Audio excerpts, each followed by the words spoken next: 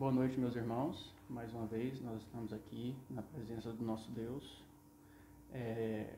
Mais uma quinta-feira, né? Graças a Deus até aqui nós chegamos e nós vamos dar continuidade ao livro de Eclesiastes. Na lição passada, nós estudamos Eclesiastes 1, do versículo 1 até o versículo 11. Hoje, com a graça do nosso Deus, nós concluiremos Eclesiastes, capítulo 1. Nós estudaremos Eclesiastes, capítulo 1, do versículo 12 ao versículo 18.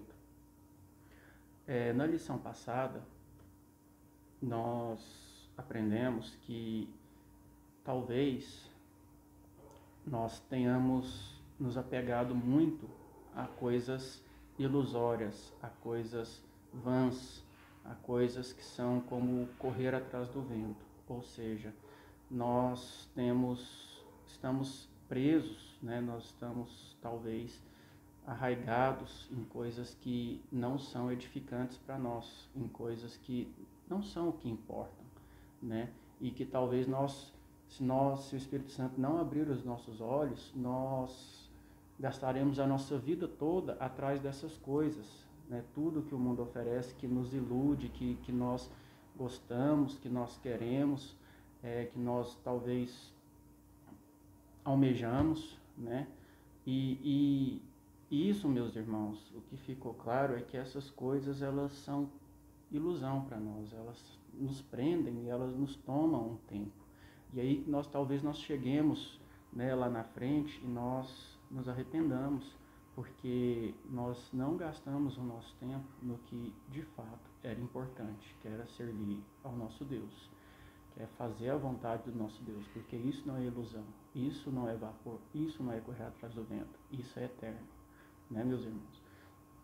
Já aqui na segunda parte, nós vamos aprender um pouco sobre a vaidade da sabedoria, né? Então, pedir para os irmãos abrirem suas Bíblias em Eclesiastes 1,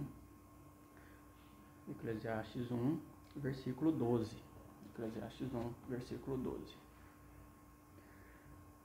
Começa assim: Eu, o pregador, venho sendo rei de Israel em Jerusalém. Meus irmãos, algo que talvez eu deveria ter dito na lição passada é que aqui é o autor do livro se apresentando, mas tem algumas linhas de estudos que entendem que o autor do livro não é Salomão. Eu, particularmente, eu entendo que é Salomão. Porém, eu não vejo que isso vá trazer alguma diferença, até porque isso aqui não é um estudo teológico, não é um estudo aprofundado, porque eu também não sou um teólogo, né? A gente só está aqui querendo compartilhar da palavra do Senhor e aprendermos juntos, né? E aprendermos o que o Senhor tem a dizer para nós. Então, se foi Salomão ou se não foi Salomão, eu não vejo isso como importância, porque não vai mudar, né? A palavra é do Senhor para nós. Mas eu, particularmente, eu acredito ter sido sim Salomão quem escreveu o livro. Então, meus irmãos, já vamos para o versículo 13. Dediquei-me a investigar e a me informar com sabedoria a respeito de tudo o que se faz debaixo do céu. Que enfadonho trabalho Deus impôs aos filhos dos homens para com ele os afligir. Meus irmãos, na primeira parte aqui do 13, ele diz que Salomão, ou seja lá quem for que escreveu, mas nós sabemos que a palavra é de Deus para nós, diz o seguinte: dediquei-me a investigar. O autor, ele diz que ele se empenhou, né? Que ele se empenhou em analisar as ações humanas, que ele se empenhou a entender como funcionava, né? Como os homens, eles agiam, qual era o proceder dos homens, no que eles se apegavam, em entender tudo que os homens, as ações humanas, resumindo. Tudo o que se faz debaixo do céu, tudo que nós fazemos, né? Debaixo do céu aqui, ou debaixo do sol em algumas partes, Que quer dizer, meus irmãos, é que é tudo o que acontece no mundo terreno aqui, certo? Então ele diz que ele se empenhou em analisar, e ele chegou a uma conclusão: que enfadonho trabalho Deus impôs aos filhos dos homens para com ele os afligir. Meus irmãos, que enfadonho trabalho. Eu acredito que aqui nesse momento a gente pode voltar lá para o estudo passado, onde ele diz que nós vivemos num ciclo, né, de vaidades, num ciclo de ilusões, ou seja, que parece que essas coisas elas nos prendem e nós ficamos sempre escravos dessas coisas, né? E o autor aqui, ele analisando, ele chegou a essa conclusão: que enfadonho trabalho Deus impôs aos filhos dos homens para com ele os afligir. Ou seja, meus irmãos, primeiro, isso que nós fazemos, essas coisas que nós nos apegamos, isso que nós talvez colocamos as nossas energias, isso acaba sendo enfadonho, né? E que nós somos afligidos por essas coisas. Primeiro, a gente tem que voltar de novo no Eclesiastes 1, do 7 ao 8, quando ele diz que os rios, né, correm para o mar e o mar nunca se enche, e que os olhos não se cansam de ver, os ouvidos não se cansam de ouvir. Então, é porque nós nunca, são coisas que nós buscamos, que nós estamos arraigados a elas, que nós estamos talvez escravizados a elas, porém, são coisas que nunca irão nos satisfazer. Parece que quanto mais a gente tem, mais a gente quer. Quanto mais a gente busca, mais a gente quer. Isso acaba sendo aflição, isso acaba sendo enfadonho para nós. Mas nós, pela graça do nosso Deus, através do Espírito Santo, nós não viveremos assim, não vivemos assim, ou não viveremos mais assim, né? Porque nós estamos aprendendo que essas coisas são enfadonhas, essas coisas elas são vapor, né? Essas coisas são ilusão, são coisas que não importam para as nossas vidas, que não vão nos edificar, são coisas que não são eternas, né? E são coisas que vão tomar o nosso tempo da família, tomar o nosso tempo de Deus, tomar o nosso tempo de servir a Deus mesmo, né? Dos nossos filhos, do nosso descanso. Então, meus irmãos, sim, pelo amor de Deus, né? Eu acho que todos estão compreendendo bem. Eu não estou dizendo que devemos ser preguiçosos, né? Eu estou dizendo das ilusões do mundo, das coisas que não nos levam a lugar nenhum. Como eu disse, a gente trabalha para nos sustentar, a gente trabalha para trazer o pão para o nosso lar e a gente ter aonde morar, talvez. Porém, a gente trabalha mais do que a gente precisa para ter o que a gente não precisa. Então, talvez sejam essas coisas que são ilusórias, que não vão nos levar a lugar nenhum. Amém? Porque no final das contas, né, meus irmãos, quando a gente for para Cristo, isso não vai ter servido de nada. Nós vamos ter gastado muito tempo com essas coisas, que é valiosíssimo. Tempo é algo que não tem dinheiro que pague, né, hoje em dia. Não se compra tempo. Então, meus irmãos, já no 14, no versículo 14, ele diz assim: vi todas as obras que se fazem debaixo do sol, e eis que tudo é vaidade e correr atrás do vento. Mais uma vez, né? O profeta aqui, o escritor, ele diz o seguinte, que mais uma vez, no primeiro ponto aqui, ele chegou a uma conclusão: que enfadonho trabalho, né? Que Deus impôs sobre os filhos dos homens para com ele os afligir. Que enfadonho trabalho. E depois ele vem aqui e fala mais, no 14, que ele viu tudo que se faz, analisou tudo que se faz, né? E entendeu que tudo é vaidade e correr atrás do vento. Então, meus irmãos, tudo é ilusão. Ele analisou mais uma vez e entendeu que tudo é ilusório, tudo é correr atrás do vento, tudo é vapor, são coisas que a gente vê e vem o vento e leva, ou seja, são coisas que não são eternas, são coisas que não nos edificam, né? Conforme a gente já explanou. Já no 15, no verso 15, ele diz assim: aquilo que é torto não se pode ser endireitado, e o que falta não pode ser contado. Meus irmãos, o que ele está querendo dizer aqui para nós é que aquilo que nós não podemos mudar o curso do mundo, que nós não vamos mudar, né? Aquilo que é torto, talvez aquilo que é errado, aquilo que está indo de mal a pior, vamos dizer assim, o curso do mundo, o ciclo do mundo, resumindo, ficando mais fácil, o ciclo do mundo ele não pode ser mudado, né? Mas isso a gente fala humanamente falando, né, meus irmãos? Porque é importante a gente falar que a gente está falando aqui de obras humanas, né? De obras humanas, trabalho humano, e não do que não é vaidade, e não do que não é vapor, não do que não é correr atrás do vento. O que não é vaidade, o que não é vapor, o que não é correr atrás do vento? É fazer a vontade do nosso Deus, né? É cumprir com os propósitos do nosso Deus. Mas isso, meus irmãos, isso não é vaidade, porque é a vontade do Pai, é o Pai fazendo, né? Através de nós. Lá em Efésios 2, o apóstolo Paulo nos diz o seguinte, que as boas obras, elas foram preparadas para nós, né? Para que nós andássemos nelas. Preparadas por Deus para que nós andássemos nelas. Então, isso sim, meus irmãos, faz a diferença. Isso pode até mudar uma vida, como tem mudado, né? Temos exemplos.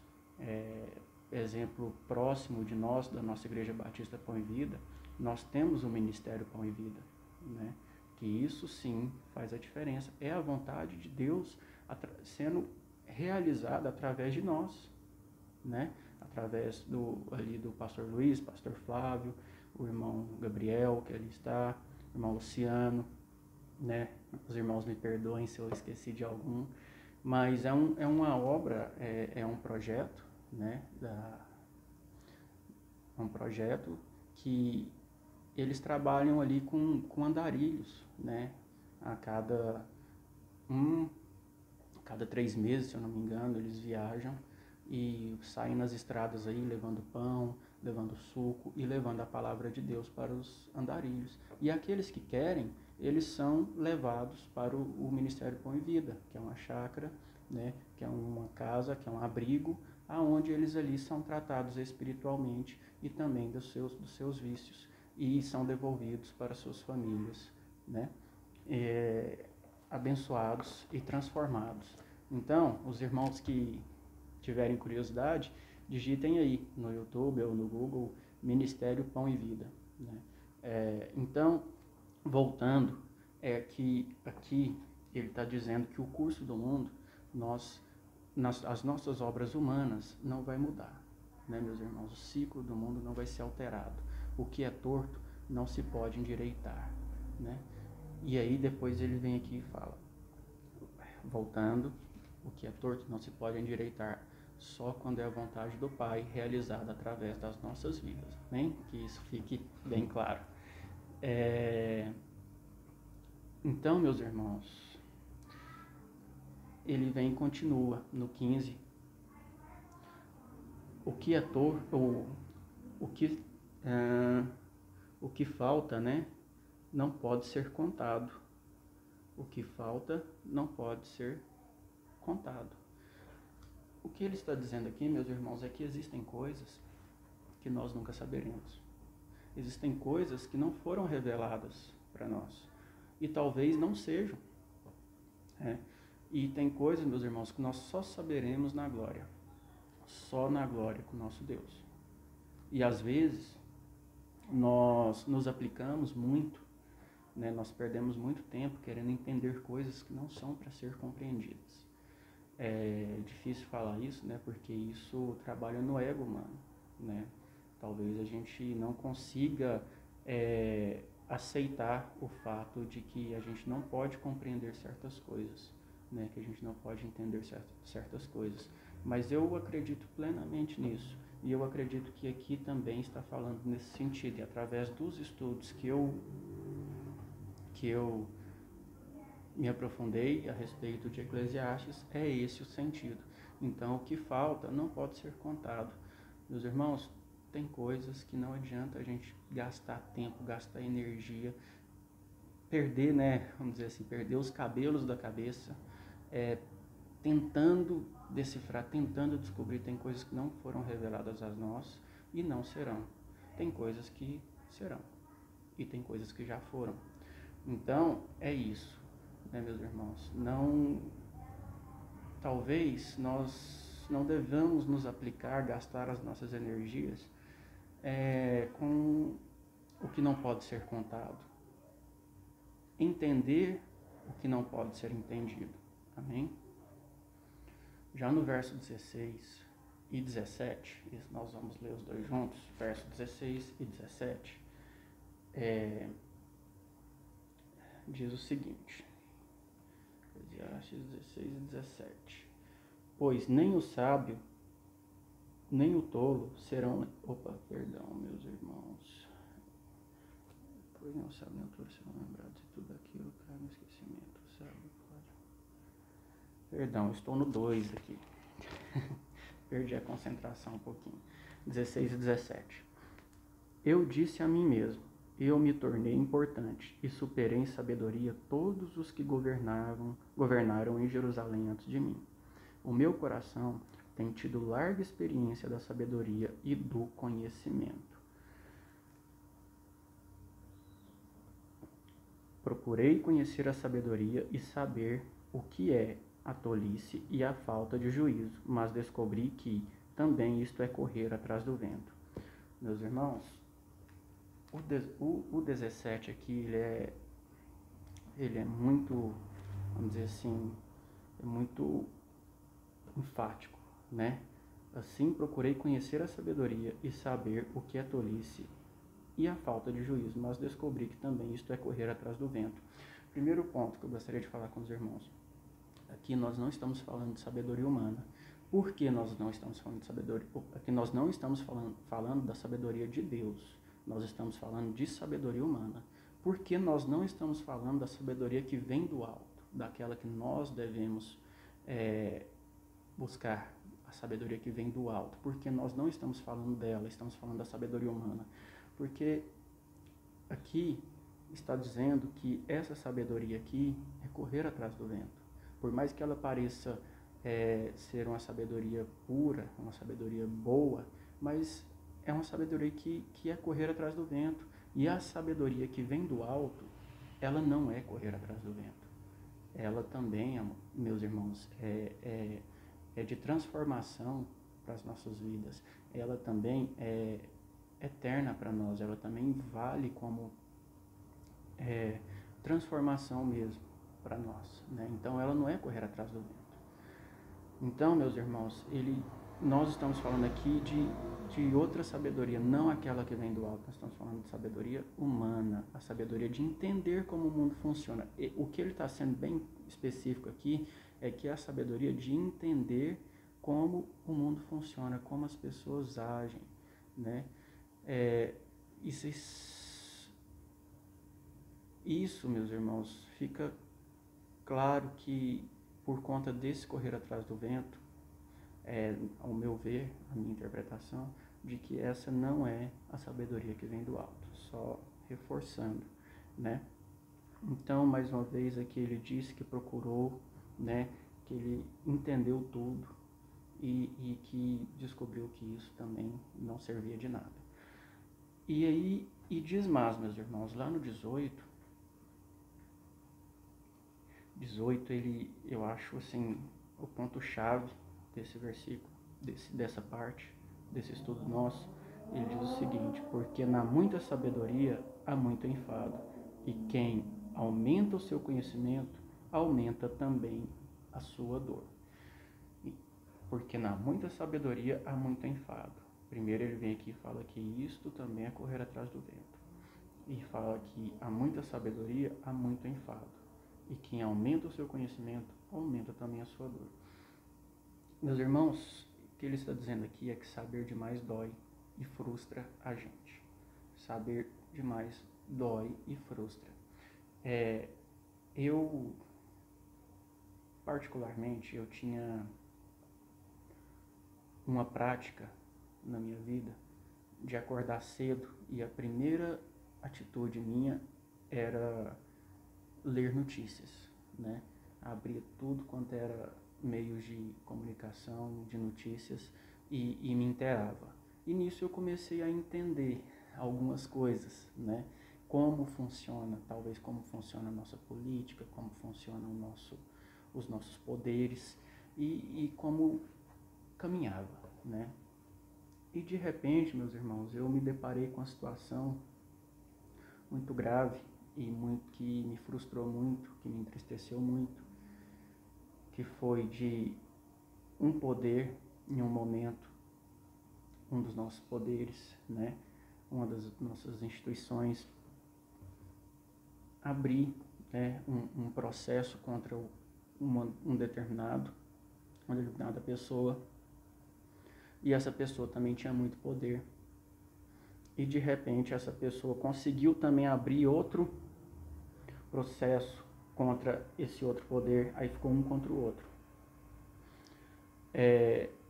E de repente eu percebi que no mesmo ato um suspendeu e o outro também suspendeu. Ou seja, ao meu ver, houve um acordo ali. E o que acontece? Isso veio a se concretizar só muito tempo depois. Por que eu não estou sendo bem claro? Porque eu acho que isso não é o nosso foco. Mas o que eu quero dizer é que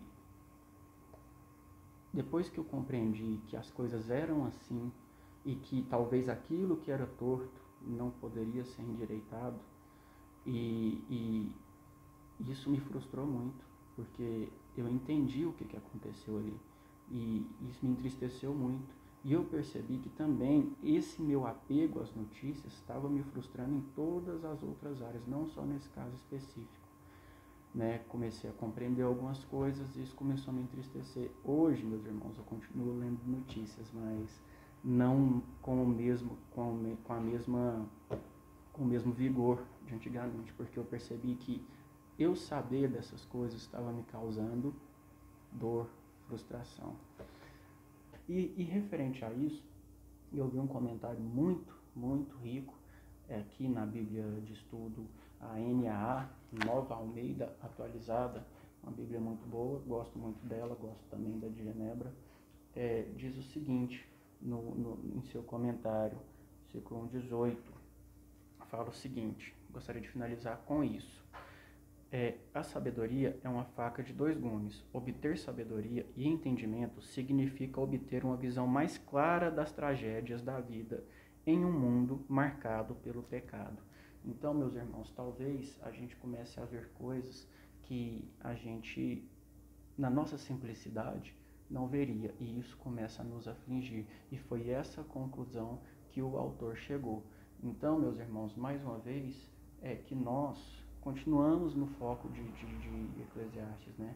Que nós não nos apeguemos às coisas que são ilusórias, que nós não nos apeguemos às coisas que são correr atrás do vento, porque essas coisas, no final das contas, vão só nos afadigar, né? Vão só nos frustrar no final das contas também, porque elas são coisas que aqui estão e daqui a pouco elas de nada servem, e reforçando o que de fato tem valor, o que de fato é eficiente, o que de fato nós devemos nos apegar em fazer a vontade de Deus, porque isso é eterno.